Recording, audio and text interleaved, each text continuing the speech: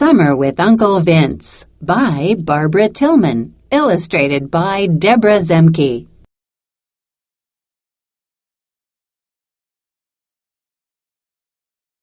Airplanes roared outside the airport waiting area where Mary Lou Belton and her older sister Linda sat. They had not seen Uncle Vince in a long time. Soon their favorite uncle would care for them for the summer while their mother started a new job. Uncle Vince explored the world. They loved his stories, even if they did not quite believe that he once drank tea on a flying rug. With work or effort, the sisters stayed quiet, even when they saw him walk toward them wearing funny-looking clothes. Uncle Vince is here to visit. Backpack. Airplane. The next day, the girls begged Uncle Vince to take them on an adventure.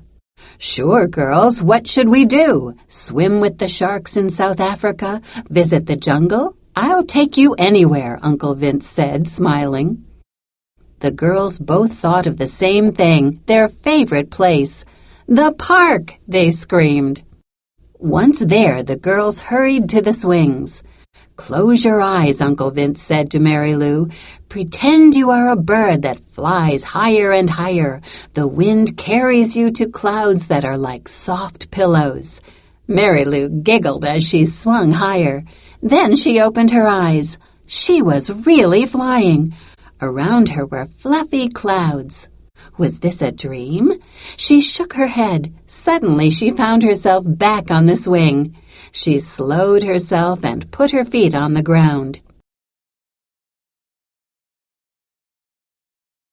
Mary Lou looked at her uncle in surprise.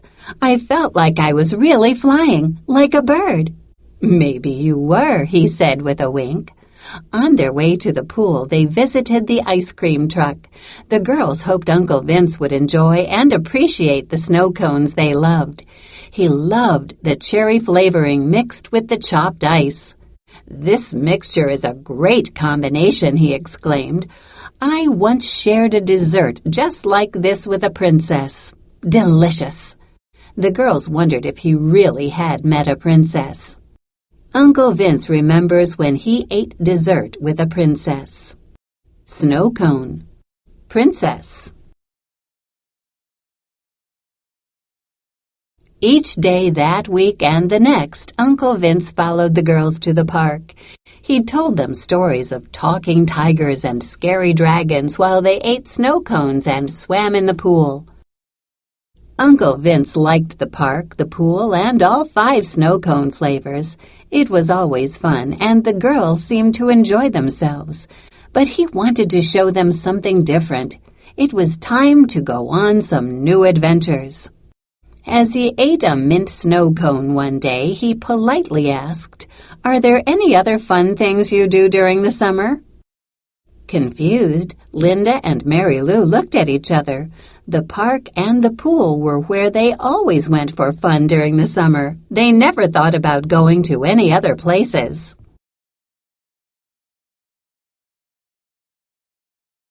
That night, Uncle Vince made his super macaroni and cheese for dinner. As they ate, the girls asked their mother about other fun things they could do. "I thought you liked the park," she said. "I thought that the girls and I could do something new and different," Vince told his sister. "I know, I have an idea for a great adventure," she said with a big smile. "I suggest a trip to the bookstore." Mary Lou, Linda, and Uncle Vince looked at each other. That trip did not seem very exciting. Uncle Vince makes wonderful macaroni and cheese. Macaroni and cheese. "I have an idea," said Uncle Vince. "We could visit my old friend Twinkles the Tiger." "Who?" asked Linda. Just then she saw her uncle beside a tiger. They sat in matching chairs. She shook her head. The tiger was gone. Uncle Vince just smiled like he knew what she had seen. The following Saturday, Linda told everyone that it was time to leave. Linda is always on time. She likes to do things promptly, Mrs. Belton explained. Everyone tried to guess where they were going. Do we need to pack a lunch? Mrs. Belton asked. Do we need our bathing suits? Asked Mary Lou. Do we need our bathing suits? Asked Mary Lou. You need only your imagination, Uncle Vince answered.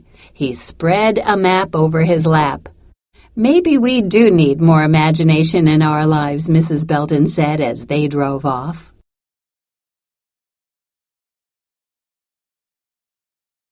Along the way, Uncle Vince asked Mrs. Belton and the girls to think about places they wanted to visit.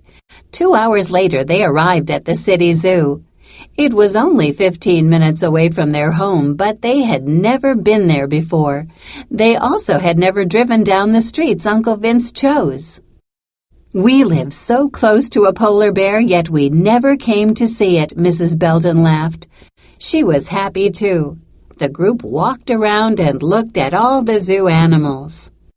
I fell in love with tigers the moment I watched a tiger clean her cubs in India, Uncle Vince said. In fact, I think we should visit Twinkles. I have not seen that tiger in a long time. Imagine how he will act when he sees me after so many years.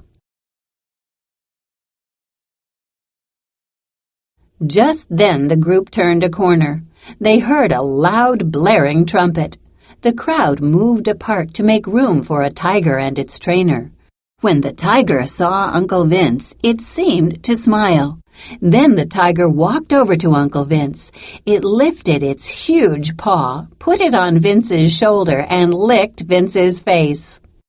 I would like to introduce you to Twinkles, Uncle Vince smiled. The whole family laughed nervously. Hello, Twinkles said with a slight meow. Then he continued with his show.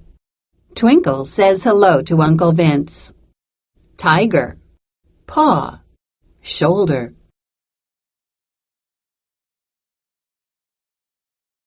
Did that really happen? Asked Mary Lou. Anything can happen when you use your imagination, Uncle Vince answered. Mrs. Belton and the girls did not know what to believe. They still had fun, though. The next day, Uncle Vince took the girls to a museum. Inside, he showed them a room with paintings, statues, and stone art from long ago Egypt. Linda said she would like a job in a museum. Uncle Vince had a different idea. Why not work as a scientist who digs up old items or artifacts? The museum has many artifacts from long ago Egypt.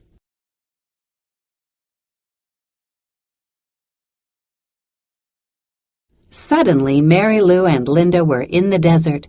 They both wore brown shirts and shorts. Welcome to Egypt, Uncle Vince said. He gave each girl a shovel and they began to dig in the sand. Soon they had a pile of artifacts. Sometime later, Uncle Vince said, I think we need to return to the museum now with these artifacts. Suddenly, the girls were back at the museum dressed in their own clothes. Uncle Vince pointed to a glass case near them. The girls were very surprised. The case held the artifacts they had just found. The girls suddenly find themselves in Egypt. Shovel. Sand.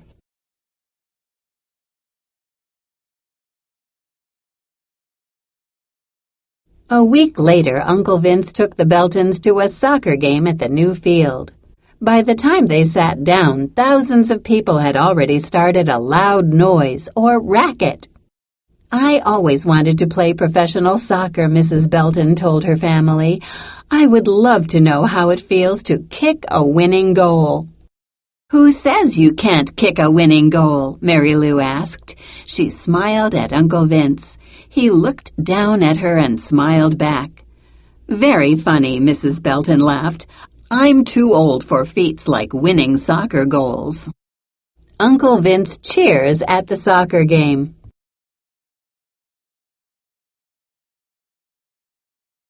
Mrs. Belton closed her eyes. It had been a long work week. It felt good to relax. She remembered her days on her college soccer team. When she opened her eyes again, she heard 1,000 voices shouting, "Goal! Goal! Goal!" She was on the field in soccer clothes. The goal net was right in front of her. An angry-looking goalie stood in front of the net. The soccer ball lay at her feet. She backed up, ran forward, and kicked with all of her strength. Around her, the crowd cheered. Mrs. Belton kicks the ball into the goal net. Goal net. Soccer ball. Goalie.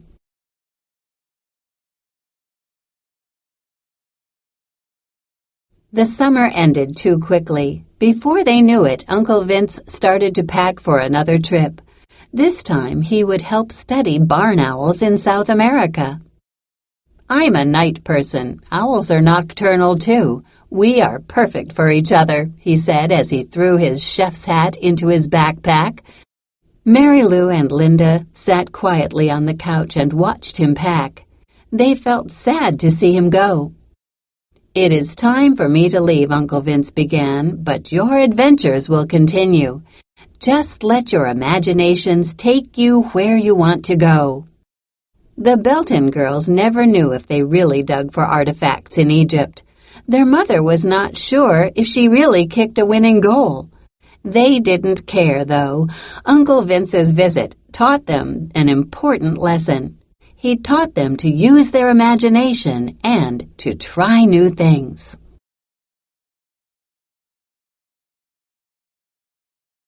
Responding. Target skill. Theme. What do the characters' actions suggest about the theme of the story? Copy and complete the chart below. Write about it. Text to text. Think about another book in which an important lesson is learned. Write a paragraph comparing and contrasting the lesson learned with the one learned by the Belton family. Target vocabulary. Appreciate. Blaring. Combination. Effort. Feats. Introduce. Nocturnal. Promptly. Racket. Suggest. Target skill. Theme. Understand characters' qualities, motives, and actions to recognize the theme of the story.